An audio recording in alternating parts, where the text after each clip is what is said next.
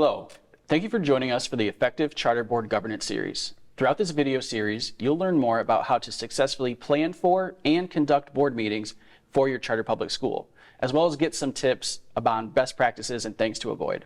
My name is Michael Cousins, and in this first video, we'll be talking more about things to remember as you prepare for the meeting. Joining me today are three experts on charter public schools, Merrideth Okonkwor, Lindsay Omlor, and Matt Cawood. Merrideth, let's start with you. One of the most important things that boards should do before the meeting is assembling the agenda. Why is that so important? Thank you, Michael. It is very important because the agenda is what runs the meeting. And so every board, of course, has an annual calendar in which there are specific topics and times of year that things should be addressed.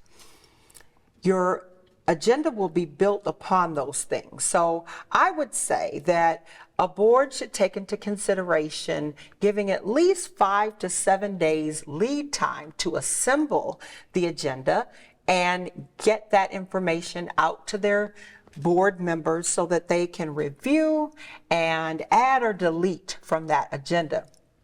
Your standard agenda should include components like calling the meeting to order, having roll call, a section for public comments on agenda items and things like that.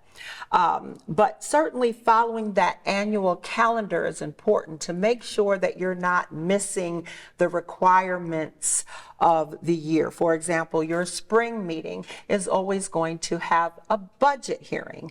And so you're going to use that annual calendar to guide the agenda and then get it out in enough time for your board to have comments and input on the final agenda.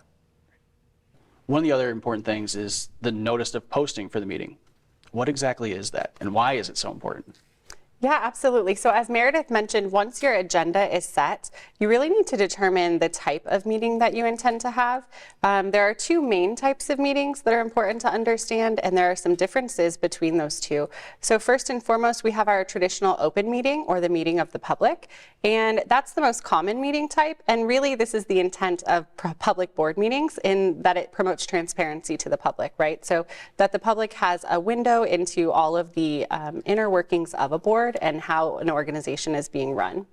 In a public meeting, voting is allowed, and no one can be denied access to a public meeting, which is really important to understand. So in fact, it is a meeting of the public for that reason. The next important meeting type to understand would be a closed meeting, and in some areas that's called an executive session. These executive sessions or closed meetings are more specific in when one can be called and what can and cannot be discussed. So it's really important for you to understand clearly what the expectations are in your specific state. But typically, the limited purposes around a closed session meeting would include things like discussion of an officer in terms of their employment status or any disciplinary action that needs to be taken. And that can relate to a board member, so an officer of the organization or an employee of the organization, discussing things like litigation or security in an organization, and then also collective bargaining or contract negotiation. So again, making sure you understand what specifics can and cannot be discussed in a closed session meeting is really important. During closed session, boards are not allowed to vote, and they can, in fact, deny access to members of the public. So invitation or entry is by invitation only. Okay, so once you've determined then the type of meeting that you'll be having, it's important that you post notice. And meeting notice needs to include a few key elements. It needs to include a date, time, location, and a general outline of what the meeting agenda covers. It also needs to be posted in advance for the public. And so at a board's annual meeting, they should be setting their annual meetings for the entire year. And that would be that first meeting that they have of the fiscal year. They should set, their calendar for the entire year. And within 10 days of their annual meeting, posting that for the public on their website. Again, we talked about the fact that meeting notice needs to be posted in advance, but specifically thinking about special meetings. So if for some reason one of the regularly scheduled meetings for the year would need to change dates, or something comes up and a board needs to call some type of a special meeting, understanding that those meeting notices need to be posted in advance. And again, that varies depending on what state you're located in. And then finally, meeting notice has to be posted if there's ever a quorum, right? So even if that meeting is not taking place in person, if for some reason it were a virtual meeting that were happening, but meeting notice needs to be posted if there's ever a quorum. So if it's a working session, a special meeting, open or closed meeting.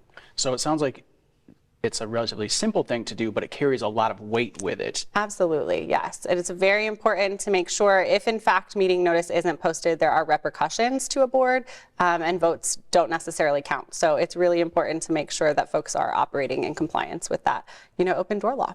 Gotcha. Now, Matt, Merrideth and Lindsay talked about some of the important documentation when it comes to preparing.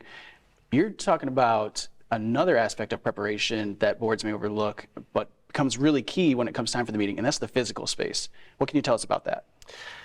Yes, Michael. This is an area that is often overlooked, but the room layout can play a very important part in the effectiveness of a board meeting. Although called a public meeting, it is a meeting of the board in a public setting with an opportunity for the public to speak once or twice at the meeting. So the room layout can be a very important aspect of how that works. If you look at the diagram we provided, in the first diagram we show what we would consider not a recommended way to set it up, and that's where the public is seated at the same table as the board members, as though they are part of the decision-making body, and they are not. In the second diagram, we show the public is away from the table, and this is how many traditional public school systems set their meetings up, where the board is facing the public. It's almost inviting the public to participate in the discussion, which is not the case. If you go to the third diagram, that is what we would recommend, and that's where the board is physically sitting around the table. They're having their meeting, and they're making decisions there.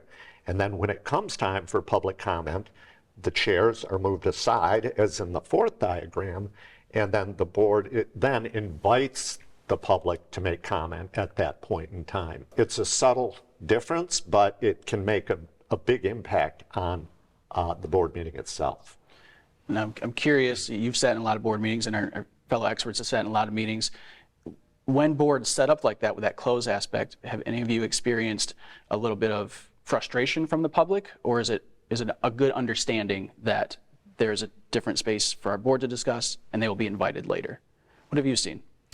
I have experienced no difficulties with this with the public, and I think they appreciate the opportunity. And when you physically move the chairs, if you're sitting around a table, and it's set up in such a way that the public can easily see and hear what is going on in the board meeting, but then they appreciate the fact that they move the chairs and then they invite the public to make comment at that point. So I have not witnessed any problems with this type of arrangement.